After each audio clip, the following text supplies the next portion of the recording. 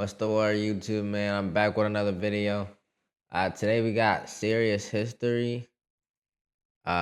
Most unlikely heroes in history.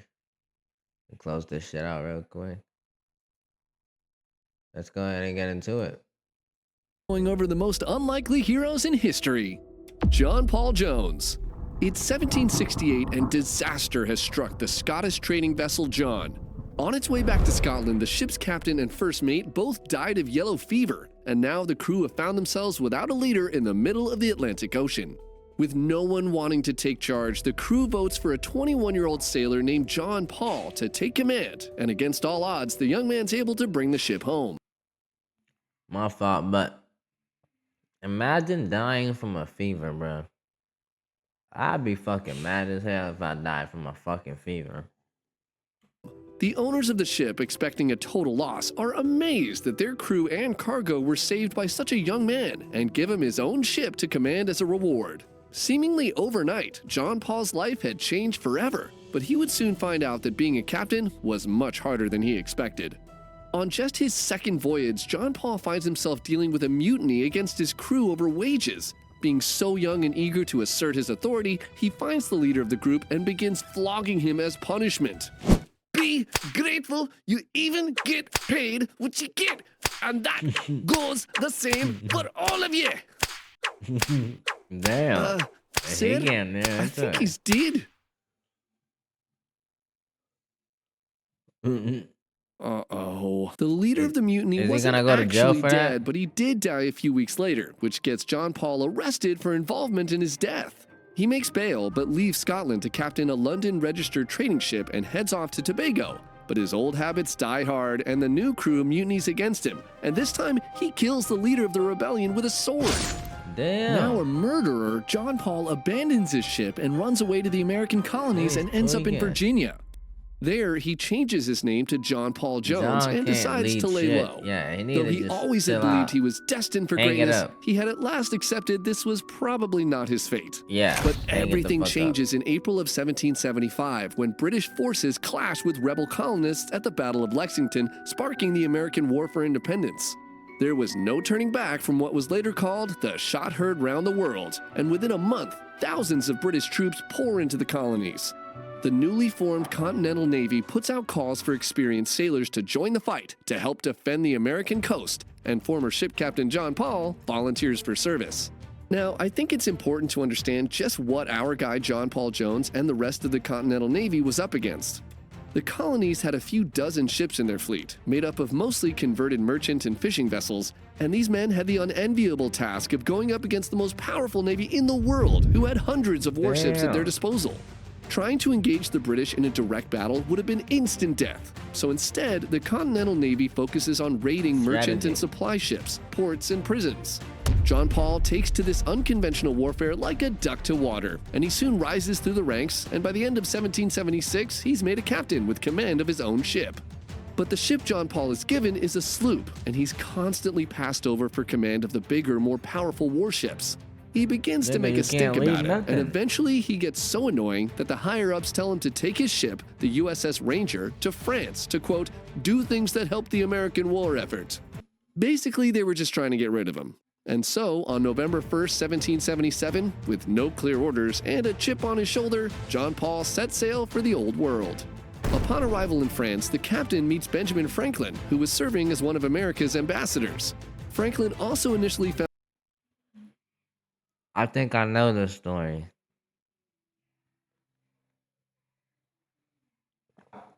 Bro goes on to go in the front lines and just starts like I think he performed in two, and he fights in two battles, and he goes crazy, and you know he's like one of the only French people that stayed after, you know, France pulled out of the Independence War. I might just be chatting, but I think that's the same story.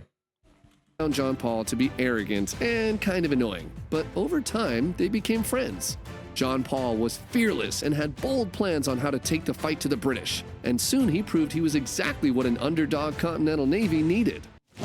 And then, Benny, old boy, I'll tell you what I'm gonna do next. I'm gonna take the fight right to the British and attack their ports and terrorize their towns and John Paul, are you okay? Must have eaten some heart been attack gone poisoned. bad. Let me get you a doctor. Looks like you're suffering from a case of too much blood. I think, Dracula. welp, I can fix that. Have you ever found yourself in a new place and suddenly Bro. needing to find a doctor you can trust? Looks like John This Paul guy. could use this easy where you could help you eat super quick. That was typically slick. within That just was slick. 24 I'ma to give him that. 72 hours of booking. Me, we're used to ZocDoc for help weeks of April 1778. Right, time to take it to those British. Watch me cook, Benny. Watch me cook, In the Benny. first weeks of April 1778, the Ranger sinks 3 enemy ships and captures another in British waters. Then, against the They've been objection of fighting his for 2 entire years. crew, John Paul attempts to raid the critical British port of Whitehaven. Though the attack failed, the idea of Americans directly attacking the failed home to- island to- quickly spread You fear and failed anger. to fucking raid something called Whitehaven? Them niggas sound soft as hell. Throughout Britain. The very next day after the failed raid, John Paul and his crew attempt to kidnap the Earl They of sound like Selkirk. they drink They matcha. aren't successful here either, only managing to take some silverware, but just a few hours later, he attacks the HMS Drake, which was nearby. The two Dre. ships engage in a brutal hour-long gunfight, and in the end, John Paul and his crew are victorious and capture the ship. Most people would call it quits right there. But Jean Paul immediately Van after Damme. he secures the Drake, John Paul sails off and captures 2 more ships and sank a few smaller ones before the day was done. And I just have to point out that he did all of this in just 1 month. I just have The to point Ranger out that and my HMS dad is Drake called sailed John Paul. victoriously into the French port of Brest in early May to much excitement. The capture of the Drake turned the Ranger into a legendary ship amongst the Americans, and at the same Not like time, I John know Paul's him. actions infuriated the British, who quickly classified him as a pirate. Against all odds, the unknown fugitive on the run had become a hero of Pirate! the American Yay. Revolution, but his next battle would take him from a hero to a legend. Following the capture of the Drake, John Paul is given command of a converted merchant ship, Drake? which he names the Bonhomme Richard, the French translation of Poor Richard's Almanac, which was written by his good friend Benjamin Franklin. Franklin gives John Paul a fleet of ships to command, and unsurprisingly, given his now infamous Franklin lack or of people skills, Abraham he Lincoln? immediately pisses off the captains of all the other ships. Particularly, the captain of the USS Alliance hated John Paul so much that he refused to meet with him, stating that if they were together, they would be forced to kill each other. Nevertheless, John Paul takes the You Bonhomme really Richard hate that and his nigga. unwilling fleet to harass British What'd he cargo do? ships in the North Sea. And on the evening of September 23rd, John Paul gotta discovers be a an large asshole. merchant convoy off the eastern coast of England. Guarding the convoy was the brand new 44-gun HMS Serapis. John Paul immediately gives the order for his fleet to follow him in attacking the Serapis head-on. But the captain of the Alliance, who remember ain't fucking hated with John him. Paul, refused, thinking it was a dumb idea, and instead splits off and targets the support ships. No matter, Jones was determined, and the Richard barrels headfirst towards the Serapis. As night falls, the 2 ships finally drift within firing range, and John Paul gives the signal to attack. Immediately, cannons aboard the Bonhomme Richard explode in a fiery fury, but not in the way John Paul wanted.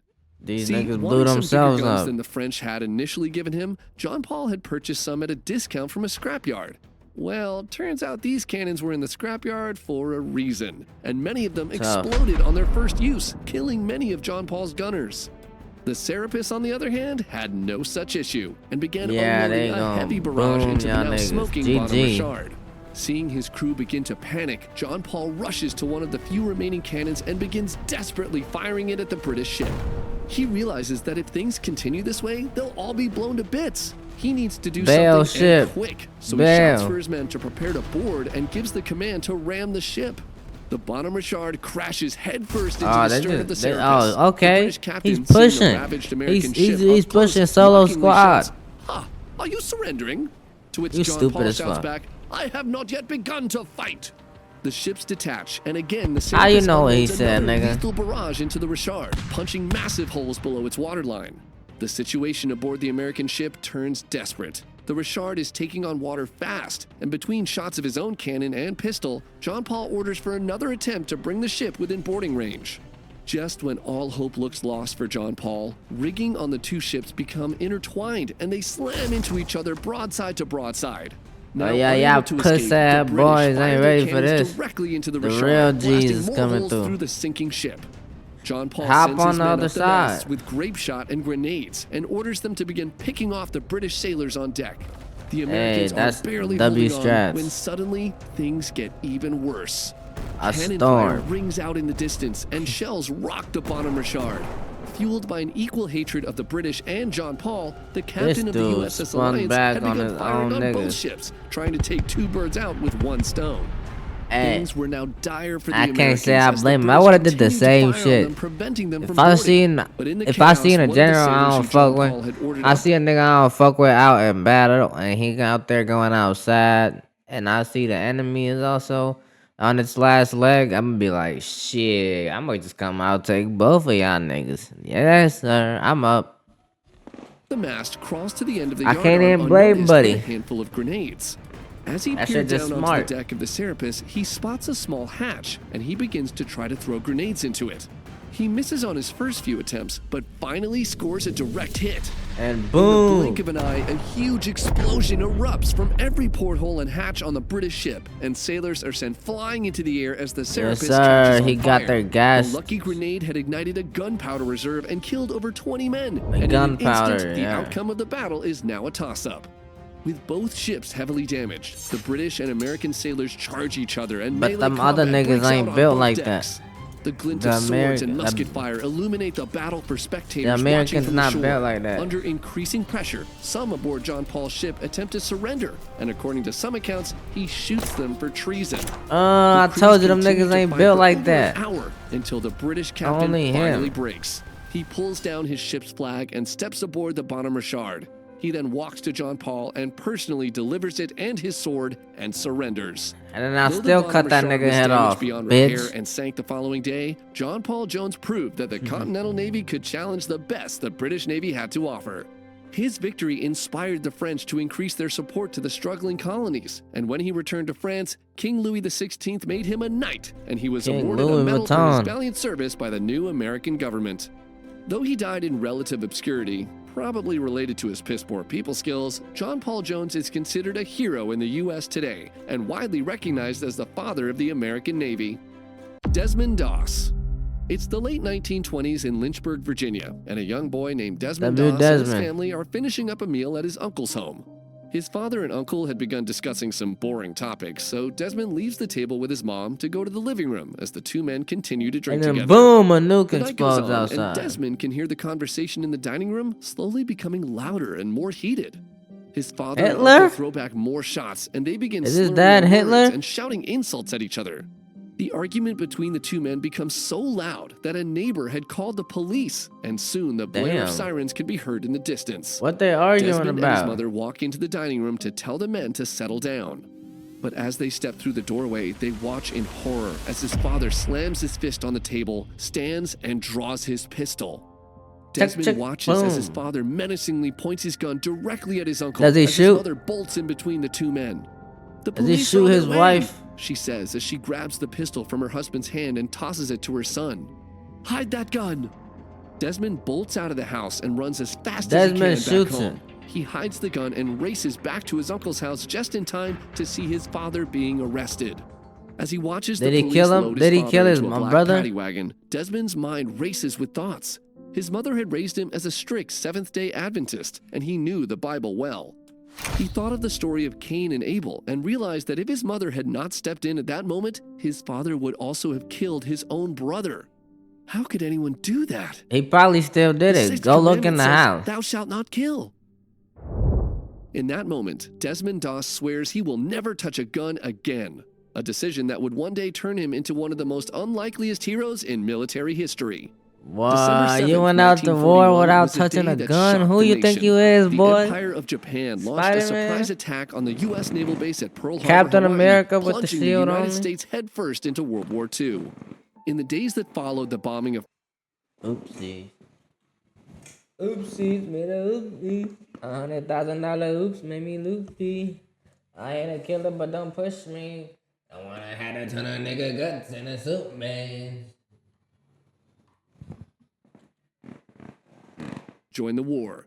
Desmond at the time was working at a Navy shipyard and was offered a draft deferment, but he could not stand Desmond idly by Johnson. and officially joined the U.S. Army on April 1st, 1942. Broke ass But when he nigga. reported Just for like duty, me for the real. commanding officers were shocked to find out that their newest recruit refused to carry a rifle due to his religion.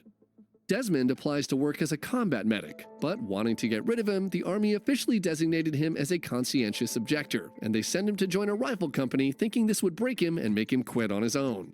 At basic training, when his fellow soldiers find out the new guy won't carry a rifle, they conclude he was just trying to figure out a way to get out of the war, so they mocked him relentlessly.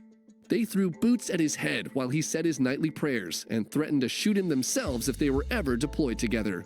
Things only got worse for Desmond when he insisted on observing the Sabbath on Saturdays and requested permission to attend church services on that day. This made everyone hate him even more, and many refused to eat with him, train with him, or even speak to him. You know The what's opposite- crazy, bro?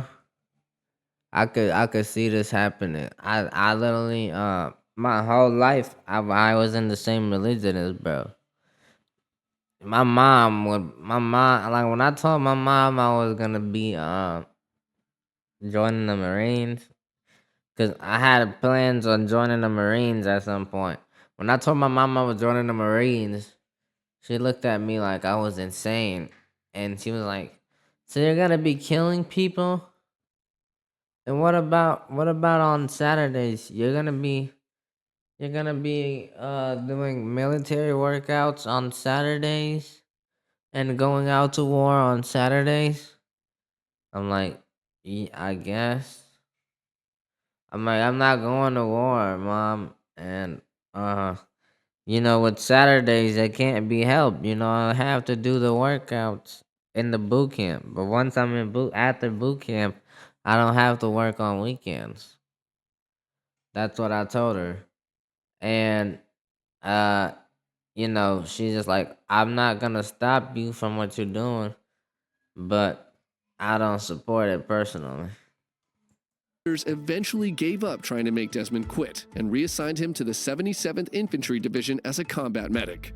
But unsurprisingly, the recruits there also hated him for the exact same reasons. They saw him as a liability, and after trying their own hand at bullying and standard methods of getting him out, a commanding officer who had taken extreme offense at Desmond's refusal to touch any weapon tries and fails to get him court-martialed for refusing orders.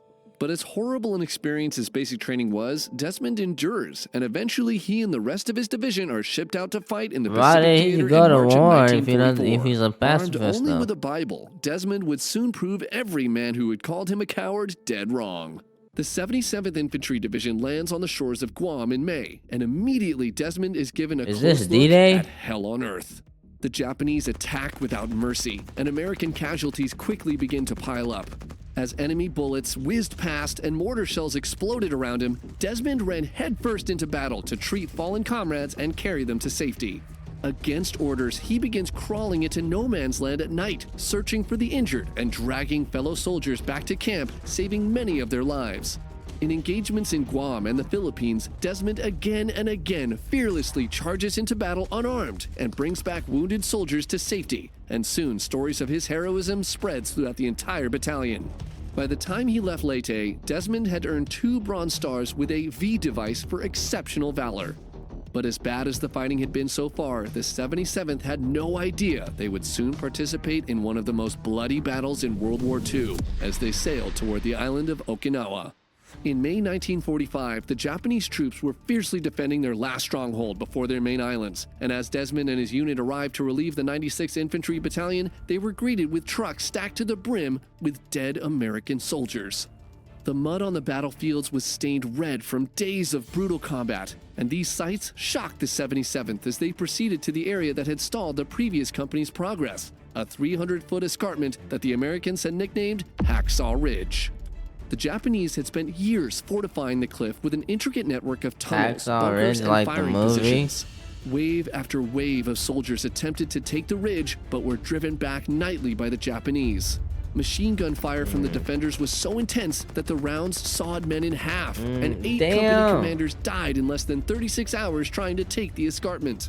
Soon Damn. it was Desmond's unit, Company B's turn to try to take the ridge. The 155 soldiers of Company B stormed up the escarpment and were greeted with heavy fire from the Japanese. After hours of fighting, the day was lost, and 55 soldiers managed to retreat down the cliff. Oh my with the God, rest they either lost dead or 100 too injured niggas. to make it down themselves. The survivors of the engagement look up from below and see a lone medic standing on the ridge.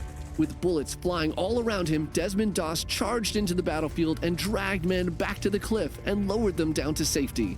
After lowering the How they wounded and not seeing hitting they've this been nigga? taken by medics on the ground, Stormtrooper. Desmond silently prayed, "Please, Lord, just help me get one more," and rushed back into enemy fire to retrieve another fallen soldier. Knowing the Japanese would torture anyone they found, Desmond refused to leave a single American soldier on that ridge. Hey, that's and over so the span real, of bro. 12 hours, he single-handedly Shout out rescued Des. 75 men. The following day, You a can't Saturday, help but the commanders respect asked that. Desmond if he'll be able to do his duty on the Sabbath. After some thought, he requested some time to read his Bible before they tried to take the ridge. The commanders and all the soldiers who had ridiculed him for months held up the assault and wait for Desmond to finish his prayers. When he was done, he gives his commander a nod, and the Americans begin their climb up the cliffs. By the end of the day, they held Hacksaw Ridge. A few Yes, days later, sir. Desmond is injured in battle and loses his Bible in the process of being evacuated. Nah, y'all gotta When the go get soldiers that. of B Company find out, they risk their lives to search the battlefield and eventually return it to Yeah, their I'm not medic. gonna lie, you gotta In get August that of after what 1945, Brother the did for Japanese everybody. announced their surrender, and in October of the same year, Desmond Doss smiled for reporters on the lawn of the White House as he received the that gold? Congressional Medal of Honor from Yes, President sir. Truman, I said the gold first medal. My bad, conscientious man. objector to ever receive the award. Sergeant Stubby. It's July of 1917, Sergeant and a Stubby's a stray dog? Boston Terrier mutt is wandering around the campus of Yale University looking for something to eat. While sifting through some trash, he looks up and sees a group of soldiers marching in formation.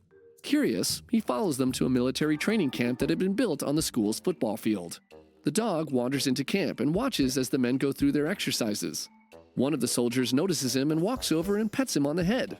This was the first time the dog had ever been shown any kind of affection from a human, and so he begins to show up to the camp every day. And soon, I a thought private he named would bite James him. Conroy notices the dog and starts calling him Stubby. Conroy starts feeding him, and eventually he and all the other soldiers in the unit adopt him as their pet. The soldiers teach him tricks, and he begins sleeping at the camp with them.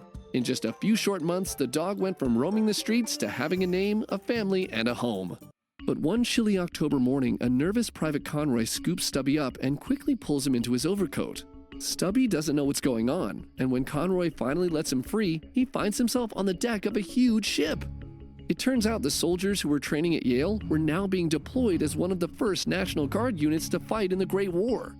On their way to Europe, Stubby is Damn, eventually Stubby gonna discovered die, by the bro. commanding officer aboard the ship. You shouldn't have brought dog, Lil Bro. Conroy. But sir, he's one of us.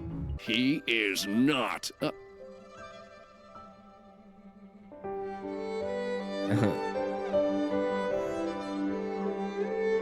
Yeah, you can't argue with that. Okay, he can stay. Having won over the commanding officer, Stubby is officially made the regiment's mascot and allowed to freely travel with Private Conroy and the unit. The Americans arrive in France, and in February, they're sent to fight on the Western Front.